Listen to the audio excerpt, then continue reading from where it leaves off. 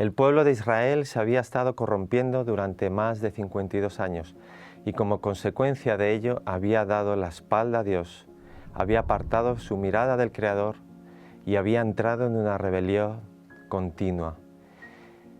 Es así que el buen Josías, el buen rey Josías, se dispuso a leer la palabra de Dios ante toda la asamblea. Y en ello, en el libro de Segunda de Reyes, entonces el rey mandó convocar ante él a todos los ancianos de Judá y de Jerusalén. Luego el rey subió a la casa de Jehová con todos los hombres de Judá y todos los habitantes de Jerusalén, los sacerdotes, los profetas y todo el pueblo, desde el más pequeño hasta el más grande. Allí leyó en voz alta todas las palabras del libro del pacto que había sido hallado en la casa de Jehová. Después, puesto en pie junto a la columna, el rey hizo un pacto delante de Jehová, comprometiéndose a que seguirían a Jehová y guardarían sus mandamientos, sus testimonios y sus estatutos con todo el corazón y con todo el alma, y que cumplirían las palabras del pacto que estaban escritas en aquel libro, y todo el pueblo confirmó el pacto. Leemos en estas palabras que el rey Josías convocó a toda la asamblea. En esa gran asamblea estaba el pueblo reunido, estaban los sacerdotes, pero también estaban los profetas. Y este acontecimiento produjo una auténtica reforma espiritual en el pueblo de Dios. Tanto es así que este hecho produjo frutos posteriores en la vida de Jeremías, en la vida de Daniel y sus compañeros. Y es que, mis queridos oyentes y espectadores, Dios también nos llama hoy, Dios también llama a su pueblo a que realicemos un pacto con Dios, a que renovemos nuestro pacto con Dios, porque siempre lo ha hecho así. Necesitamos santificar nuestras vidas, necesitamos, como ese pueblo gobernado por el rey Josías se humilló en su tiempo, necesitamos humillarnos ante Dios y volver nuestra mirada a Dios, porque somos el pueblo llamado a cumplir la misión, a llevar a cabo la misión que no es otra de anunciar las buenas nuevas del Evangelio a toda nación, tribu, lengua y pueblo. Él pone ante nosotros ese privilegio y somos responsables, colaboradores suyos en Cristo para ser mensajeros y portadores y portavoces de ese mensaje de buenas nuevas en Cristo. Debemos recordar que en los movimientos transformadores, en los movimientos donde se produce una transformación porque el pueblo avanza, porque el pueblo escucha la palabra de Dios, en esa clase de movimientos los predicadores lanzan mensajes incómodos. Como dice en Eclesiastés el sabio, las palabras de los sabios son como aguijones. Y esto lo podemos leer en Eclesiastés capítulo 12, versículo 11. Está claro, mis queridos oyentes, que debemos dejar a un lado atrás nuestro conformismo, nuestra comodidad, porque si bien el mensaje del Evangelio al principio produce paz en nuestras vidas, al mismo tiempo que produce esa paz también resulta incómodo muchas veces porque exalta a Jesucristo, pero también desnuda nuestra pecaminosidad. Y es ahí donde el mensaje de Dios recobra especialmente énfasis y nos dice en el libro de Isaías, capítulo 60, versículo 1, levántate y resplandece, que tu luz ha llegado, porque la gloria del Señor brilla sobre ti. Estas palabras del profeta Isaías están dirigidas no solamente al Israel espiritual, al pueblo de Dios hoy en día, sino a cada creyente que fervientemente acude a Dios para ser ungido por Él y por su Santo Espíritu, para ser un instrumento válido en sus manos y para ponerse en sus manos para llevar a cabo la misión. Dios también nos recuerda que somos linaje escogido, nación santa, pueblo adquirido por Dios, pueblo que pertenece a Dios y que tiene un mensaje que que no es otro que el de anunciar las buenas nuevas, las obras maravillosas de aquel que nos sacó de las tinieblas y nos llevó a su luz admirable. ¿Qué es el reavivamiento? ¿Qué supone el reavivamiento en nuestras vidas? ¿Y cómo debemos afrontar ese reavivamiento? ¿Cómo debemos pedirlo a Dios, al Espíritu Santo? Sabéis, llevamos más de 40 años predicando acerca del reavivamiento y la reforma en la Iglesia Adventista. Fijaos lo que dice Morris Bendem, un autor muy conocido en nuestro mundo adventista. Morris Bendem nos recuerda algo al respecto acerca del reavivamiento y nos dice: el reavivamiento comienza con una persona, después pasa a 2 o 3 y a continuación pasa a un puñado de personas, luego a grupos de aquí y allá. Termina suplicando el poder divino para reavivar a los miembros y completar la obra que inició. Luego, el reavivamiento no es algo que debemos esperar que se produzca en una iglesia, en una comunidad, sino que ese reavivamiento muchas veces comienza en un solo individuo, en una sola persona, y ese comportamiento al mismo tiempo contagia a otras personas, a 2, 3, y ese comportamiento sigue contagiando a un grupo mayor de personas hasta que ese efecto, ese impacto llega a calar, a permear en una iglesia, en una comunidad, y es ahí donde vemos el milagro de Dios producido en las vidas de los creyentes. Otro autor, John Edwin Fulton, nos dirá algo también muy interesante al respecto de esta cuestión. El formalismo es la roca fatal por la cual naufragó el judaísmo, a pesar de conocer la ley y observarla. El pueblo remanente, el pueblo de hoy, nos lanza ese llamado a nosotros y nos dice: el pueblo de Dios remanente en estos días se enfrenta el mismo peligro que enfrentaron antiguamente el pueblo de Israel. Y es que no podemos ser conformistas, mis queridos oyentes. No podemos ser conformistas sino avanzar en el crecimiento espiritual. ¿Por qué? Porque en la medida que avancemos en el conocimiento de Cristo, nuestra iglesia, nuestra comunidad, no solamente crecerá en calidad, sino que lo hará también en cantidad. Debemos mirar a Jesús, debemos mirar al Salvador, debemos estudiar su vida, su carácter y desear ardientemente ser como Él. Porque solamente así el mensaje del Espíritu Santo, el poder del Espíritu Santo será eficaz en nuestras vidas en la medida en que nuestras vidas se ajusten al mensaje del Evangelio. Necesitamos santificar nuestras vidas, necesitamos humillarnos ante Dios, necesitamos consagrarnos ante el Creador, ante el Redentor de este mundo. Porque sabéis, siempre ha habido, si leemos la palabra de Dios de Génesis a Apocalipsis, siempre ha habido y siempre encontraremos movimientos de reavivamiento y de reforma en el pueblo de Dios. Movimientos a los que acompañaba una santificación, una consagración de las vidas, una humillación ante Dios y un volver a Dios. Y es así que encontramos en diferentes contextos y diferentes apartados bíblicos ejemplos de esa santificación, ejemplos de ese reavivamiento y de esa reforma.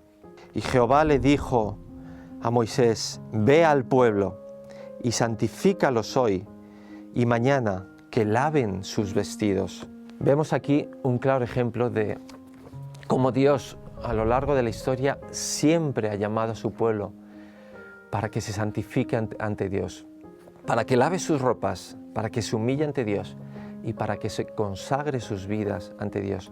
Tenemos otro texto muy conocido en el libro de Josué, y en el capítulo 3, versículo 5, se nos recuerda también un movimiento de santificación, un movimiento en el que el pueblo de Israel se encontraba en una situación en que debía pasar el río Jordán. Pero antes de dar ese paso, Dios llama al pueblo y le dice en el libro de Josué, que quiero que leáis conmigo también, capítulo 3, versículo 5. Os invito, mis queridos amigos, a que lo leáis conmigo. Y nos dice así: Josué dijo al pueblo: santificaos, porque Jehová hará mañana maravillas entre vosotros. Encontramos otro claro ejemplo de que Dios llama al pueblo para ser santificado, para prepararse para vivir un acontecimiento milagroso en sus vidas, para comprobar cuál es el poder de Dios y dónde está dispuesto Dios a llegar a través de esa santificación, de ese proceso de Dios en las vidas de los creyentes. Nosotros hoy, al igual que el Israel antiguo, que el pueblo hebreo, hoy como Israel espiritual también somos un pueblo llamado a ser santos, a buscar esa santificación en nuestras vidas. ¿Sabéis? También en el Nuevo Testamento, al igual que hemos visto en el Antiguo Testamento, también en el Nuevo Testamento la santificación y el compromiso con Dios absoluto es un imperativo de Dios a su pueblo. Y encontramos varios ejemplos que ahora compartiré con vosotros. Encontramos varios ejemplos donde Dios le dice al pueblo: aún no, permaneced, estad quietos, estad en calma, preparaos para recibir el poder del Espíritu Santo. Encontramos donde Dios manda una orden, un imperativo al pueblo de Israel, al Israel espiritual, y le dice: permaneced antes de ir, permaneced quietos antes de recibir la instrucción de ir y predicar el Evangelio. Ciertamente yo enviaré la promesa de mi Padre sobre vosotros, pero quedaos vosotros en la ciudad de Jerusalén, quedaos hasta que seáis investidos del poder de lo alto. Vemos aquí en las palabras del Evangelio de Lucas cómo Cristo, antes de partir y de reunirse con su Padre, antes de ascender a los cielos, le dice a los apóstoles: permaneced en Jerusalén, permaneced quietos, preparándoos, consagrándoos, santificándoos y recibiendo el poder del Espíritu Santo, pero permaneced hasta que llegue la promesa de ser investidos del poder de Dios. No debemos olvidar que ese permaneced, como había dicho antes, viene antes de la ejecución de ir. El ser precede al hacer. Debemos ser santos, debemos consagrar nuestras vidas para antes de ir, antes de hacer, estar en condiciones de poder llevar a cabo la misión de Dios. Reunidos en un mismo aposento, unánimes en la oración, derribando todas nuestras barreras, todos nuestros problemas, todas nuestras discrepancias, santificados en la palabra y dispuestos a llevar el cometido, el propósito de Dios en nuestras vidas.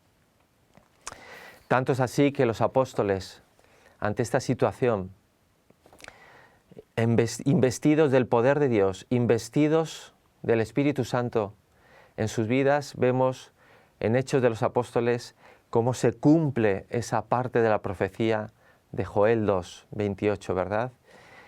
Y entonces fue derramado el Espíritu Santo en ese aposento alto y los apóstoles se pusieron a hablar en lenguas. Y no solo eso, sino que hicieron muchos milagros, curaron a leprosos, curaron a enfermos, resucitaron a otros, y el poder de Dios fue derramado a través de su Santo Espíritu en aquel grupo, en aquellos apóstoles. Pero vamos a hablar ahora de la Reforma. Os he hablado brevemente del reavivamiento y de lo que supone esto para la vida del creyente, de cómo es necesario experimentar este acontecimiento en el pueblo de Dios. Como así lo hubo en el pasado, necesitamos experimentarlo hoy en día. Pero quiero hablaros ahora de un segundo aspecto, como es la Reforma. ¿Qué es la Reforma y qué implicaciones tiene en la vida del creyente, en la vida del pueblo de Dios? Sabéis, la reforma tiene que ver con reorganización. Y esa reorganización pasa por un cambio de hábitos, de ideas y de prácticas en nuestras vidas. Realmente la reforma no es otra cosa que un cambio de modelo de vida, un cambio de ideas, de hábitos que yo tenía hasta ahora adquiridos para entrar en una nueva dimensión, puestos en las manos de Dios y dispuestos a ser utilizados por Él. La reforma implica un proceso, una transformación total y absoluta en la vida del creyente. La reforma no dará buen fruto si no es el resultado de un verdadero arrepentimiento. Y esto es importante. Solo cuando mi vida esté en total sintonía y consonancia con Dios, es cuando estaré dispuesto a afrontar los cambios necesarios en mi vida. No porque yo los lleve a cabo, no porque yo inicie esa transformación, sino porque el Espíritu Santo provocará ese cambio en mi corazón, en mi vida, y deseará ese cambio en mi mente y en todo mi ser. ¿Sabéis? El Espíritu Santo solamente será eficaz cuando mi vida se ajuste al mensaje del Evangelio. El cambio del Espíritu Santo en mi vida no afecta solamente a la esfera externa, sino también a la esfera interna. Reavivamiento, esfera interna, reforma, esfera externa. Reavivamiento y reforma, porque tanto lo uno como lo otro afecta a la vida individual del creyente, pero también a la vida corporativa de iglesia. Necesitamos el reavivamiento y la reforma en mi vida como creyente, como individuo, pero también la reforma en la iglesia y en la vida de la comunidad de iglesia. Es así que la mensajera del Señor nos dice en el libro Servicio Cristiano algo muy interesante. Hasta que no produzcamos este momento en nuestras vidas, hasta que no sea propicio ese reavivamiento y reforma en nuestras vidas como creyentes, como comunidad de iglesia, como grupo, entonces no experimentaremos el poder que Dios está dispuesto a darnos. Y Dios es un Dios que ha prometido a su iglesia y a su pueblo triunfar finalmente. No importa la situación de debilidad espiritual en la que nos encontremos, Dios nos ha prometido que su pueblo triunfará finalmente. Y eso es algo, mis queridos amigos, que debemos tener en cuenta. No importa por cuántos problemas esté atravesando su iglesia, no importa por cuántos problemas estemos atravesando los creyentes a nivel espiritual, sabemos que si confiamos en Dios, que si día tras día miramos a Dios y tratamos de imitar el carácter de Jesús en nuestras vidas, Él estará dispuesto a derramar su Espíritu sobre nosotros y entonces contemplaremos el poder de Dios a través de su pueblo.